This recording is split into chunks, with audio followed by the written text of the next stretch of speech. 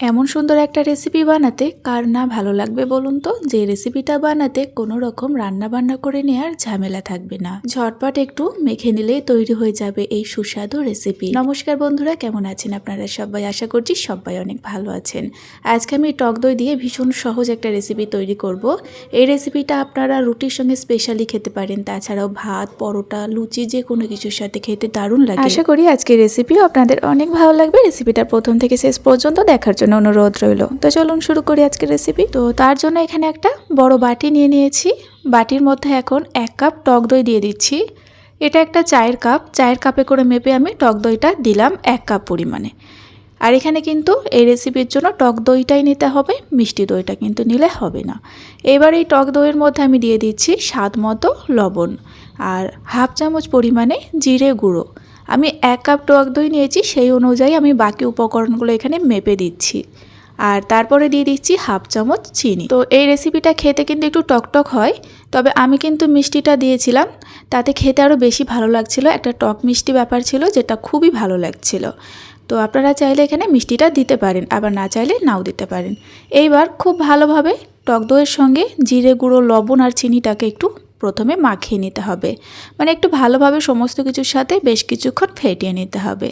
আর এই দেখুন, এখানে আমি মোটামুটি ওই 2 মিনিট মতো ফেটিয়ে নিয়েছি ভালোভাবে। তো এইবার এই টক দইয়ের মিশ্রণটাকে একটু চাপা দিয়ে আমি সাইডে সরিয়ে রাখছি। তো এই রেসিপিটা তৈরি করার জন্য কিন্তু রান্নাবান্না করার কোনো ঝামেলা নেই, তবে জাস্ট এখানে একটা ফোড়ন তৈরি করতে হবে। কড়াইটাকে ভালোভাবে গরম করে মোটামুটি 4 চামচের মতো সরিষার তেল দিয়ে দিলাম। আর আপনারা চাইলে এখানে সাদা তেলটাও ব্যবহার করতে পারেন একই পরিমাণে। এবার দেখুন, তেলটা যখন গরম হলো, প্রথমে 1 চামচের মতো রসুন কুচি দিয়ে দিলাম, 1 চামচ কাঁচা লঙ্কা কুচি দিয়ে দিচ্ছি। ঝালটা নিজেদের স্বাদ মতো দিয়ে দেবেন। আর তারপর এখানে আমি অ্যাড করে দেবো এখন গোটা জিরে, মোটামুটি হাফ চামচ পরিমাণে। তো গ্যাসের জালটা এই পর্যায়ে একটু কমিয়ে দিতে হবে, তারপর এই উপকরণগুলোকে অ্যাড করতে হবে। এইবার আমি দিয়ে দিচ্ছি এখানে কাসুরি মেথি, মোটামুটি একটু পরিমাণ অনুযায়ী দিয়ে দিলাম। কাসুরি মেথিটা দিলে একটু বেশি ভালো লাগে খেতে, যদি হাতের কাছে না থাকে এটাকে স্কিপ করতে পারেন।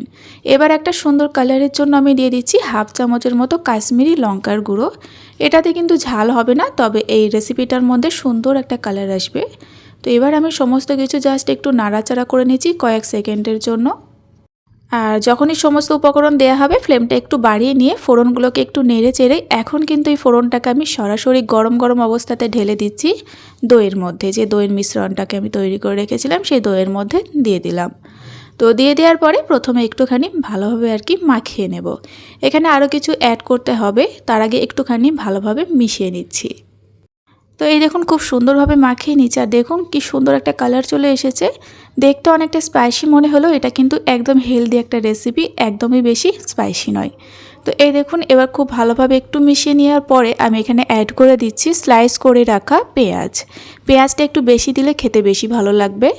তার সঙ্গে আমি কয়েকটা আলুকে সেদ্ধ করে রেখেছিলাম, মোটামুটি মিডিয়াম সাইজের 4টে আলুকে সেদ্ধ করে আমি এরকম একটু হাত দিয়ে ভেঙে রেখেছিলাম, সেই আলুটা এখানে দিয়ে দিচ্ছি। আলুটাও একটু বেশি পরিমাণে দিলে কিন্তু খেতে ভালো লাগবে। এই পেঁয়াজ আর আলুর পরিমাণটা বেশ একটু বেশি দিলে দেখবেন খুব ভালো লাগবে খেতে। তার সঙ্গে আমি বেশ কিছুটা পরিমাণে ধনেপাতা কুচি অ্যাড করে দিচ্ছি। আবার খুব বেশি দিয়ে দেবেন না, মোটামুটি পরিমাণ অনুযায়ী এই পেঁয়াজ আর আলু সেদ্ধ আর ধনেপাতাটা আপনারা দেবেন। তো দেখুন, এইবার সমস্ত কিছু একসাথে একটু ভালোভাবে মাখিয়ে নেব, তাহলে রেসিপিটা রেডি হয়ে যাবে। তো ধরতে গেলে এই রেসিপিটা আমি একটা ভিডিওর মাধ্যমে দেখেছি, তবে দেখার পর থেকেই না আমার বানানোর খুবই ইচ্ছে ছিল। তো এটা নিয়ে আমি দ্বিতীয়বার বানাচ্ছি, আর দ্বিতীয়বার বানানোর সময় আপনাদের সঙ্গে আমি শেয়ার করে দিচ্ছি।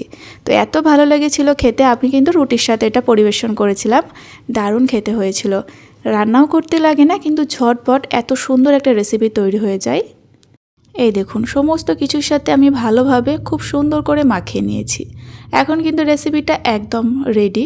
এই পর্যায়ে আপনারা পরিবেশন করে নিতে পারেন। তবে আমি একটুখানি জাস্ট চাপা দিয়ে রেখে দেব, মোটামুটি 2-3 মিনিট মতো একটু ঢেকে রাখবো, তাহলে আরও একটু বেশি ভালো লাগবে খেতে। তো 2-3 মিনিট পরে এখন আমি একটু সার্ভ করে দেখিয়ে দিচ্ছি। আর দেখুন, দেখতে এতটা সুন্দর হয়েছিল, মানে দেখেই লোভ লাগবে। সামনে থেকে দেখতে খুব সুন্দর হয়, দেখে মনে হবে অনেকটা স্পাইসি, কিন্তু একেবারে স্পাইসি নয়, দারুণ হেলদি একটা রেসিপি। আপনারা চাইলে তেলের পরিমাণটা আপনাদের পছন্দ মতো একটু কম করেও নিতে পারেন। আর এইভাবে অবশ্যই একবার আপনারা বাড়িতে তৈরি করবেন। বিশ্বাস করুন এটা রুটির সাথে খেতে জাস্ট অসাধারণ লাগে।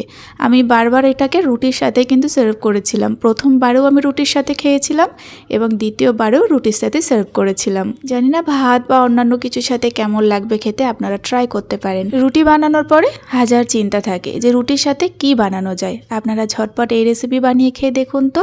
রুটির সঙ্গে প্রায় প্রতিদিনই এই রেসিপি রাখতে চাইবেন, খেতে এতটা সুন্দর হয়। আশা করি আপনাদের আজকের রেসিপি ভালো লেগেছে। রেসিপিটা যদি আপনাদের ভালো লাগে তাহলে অবশ্যই একটা লাইক কমেন্ট করে চ্যানেলটিকে সাবস্ক্রাইব করে পাশে থাকার জন্য অনুরোধ রইল। আজ এই পর্যন্তই, ফিরে আসবো নতুন রেসিপি নিয়ে। সকলে ভালো থাকবেন এবং সাবধানে থাকবেন।